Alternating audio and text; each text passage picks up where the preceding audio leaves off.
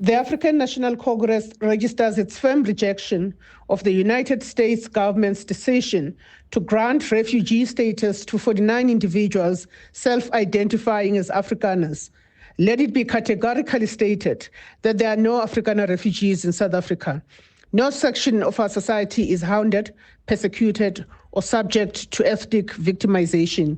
These claims are a fabrication and a cowardly political construct designed to delegitimize our democracy and insult the sacrifices made by generations who fought for freedom. The misuse of refugee protections to shield right-wing anti-transformation elements is a violation of the spirit and letter of international law.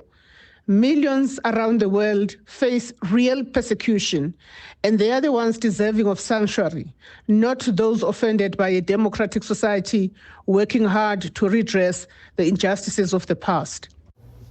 The economic freedom fighters is not fazed by the departure of 49 self-proclaimed Afrikaners who have been welcomed to the United States of America under the Refugee Resettlement Program. In the appreciation of the EFF, we view this as nothing but part and parcel of a deliberate campaign by the United States of America and Donald Trump to try and characterize South Africa as a nation that is perpetuating a non-existent genocide in order to put into question South Africa's moral standing. It is a sad day when Afrikaners no longer feel welcome in the country of their birth and find it necessary to leave South Africa as refugees. However, there should be understanding for the decision that they took, because we need to look at all the policies and all the measures in South Africa that make Afrikaners feel unwelcome and unprotected in the country of their birth. The PAC, we respect the right of every South African to relocate or immigrate. But that right must not be exercised on the basis of false claim. Saying you are being persecuted when there is no such threat undermines the true democratic reality of our country. It's an insult to the struggle of millions who still live under real socio-economic hardship. For more on this, let's now cross to SABC News correspondent Nick Harper, who is live for us in Washington, D.C. Nick, a very good afternoon to you. So the arrival of the Afrikaners has sparked much debate here in South Africa. I would imagine the same in the US. How has the narrative of the Afrikaner persecution been covered over the past few days in the US, as you also give us a sense of how they were met when they arrived and touched down in the US yesterday? Yeah, much debate here in the United States as well. Let's start with how they were received. We had high-ranking officials from both the State Department and the Department of Homeland Security. The deputy secretaries for both of those departments were in attendance at the airport on Monday afternoon to welcome them as they arrived. We saw families, we saw couples, all of them holding American flags that they were waving as they heard from those two secretaries. And one of them, Christopher Lando, the Deputy Secretary for State, he used the analogy of farming, because many of the people arriving are farmers, saying that when you have quality seeds, you can plant them in foreign soil and they will blossom and bloom. He said he hoped they would have fulfilling lives here in the United States and that they would assimilate easily. Troy Edgar, the Deputy for Homeland Security, said today was the first day of their American journey. But part of the problem and the reception that they have received,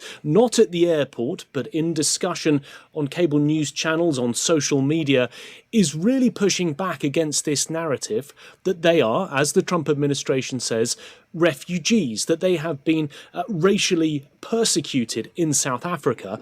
And that is why the Trump administration has opened their doors. The Department of Homeland Security and the State Department said that they had received unjust application of the law in South Africa, that they'd experienced violence, and that they were in fear of their lives in South Africa, that they were subject to very serious, egregious and targeted threats. And because of that egregious persecution, as described by the Trump administration, that was the basis for why they were being let in here to the United States. But of course, that comes at a time when the Trump administration has essentially closed its doors to millions of other refugees around the world who are caught up in conflicts, who are caught up in natural disasters, including refugees in Sudan, refugees in the Democratic Republic of Congo, who have been petitioning the US government to enter the United States. But those programs have been closed, and the Trump administration has instead created this fast track for white South Africans to allow them to get here as quickly as possible, designating them as refugees. And of course, as we know, the South African government very much pushing back against those claims that the people who arrived here in the United States were persecuted racially in South Africa.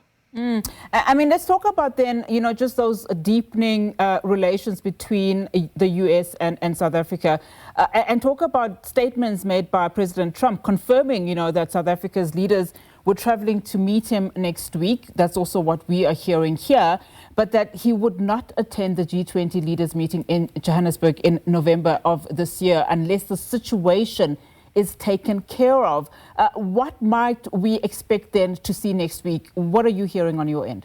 Yeah, we've seen a worsening relationship between the US and South Africa during the 3.5 months that Donald Trump has been back in the White House. Very rocky relations. The US president particularly angry that in the past, South Africa over the last year or so has pushed back against Israel's military occupation, its military assault in Gaza. Of course, South Africa taking Israel to the International Criminal Court, accusing them of genocide in Gaza, something that has angered the US president. We've seen worsening relations getting to the point where the US designated the South African ambassador to the United States a persona non grata, expelled him from the US, and we do not have diplomatic ties, therefore, between the two countries. Now, the hope is that there can be some reset in relations next week during the course of that meeting. The problem with the G20 is that normally you would see world leaders for those G20 countries attend the leaders part of the summit. And of course, South Africa would be handing over the G20 presidency to the United States. They take up the mantle next year. If Donald Trump is not in attendance, that creates a very difficult, fractured relationship between the two countries. So the hope is that there can be a reset. But of course, the statements that we've heard from the US president, including on Monday, accusing South Africa of genocide when it comes to these white South African farmers, I think puts it in a very difficult position to try and reignite those relations that have really hit the rocks over the last 3.5 months. Absolutely. Nick, thank you so much for that update. Nick Harper, live for us in Washington, D.C.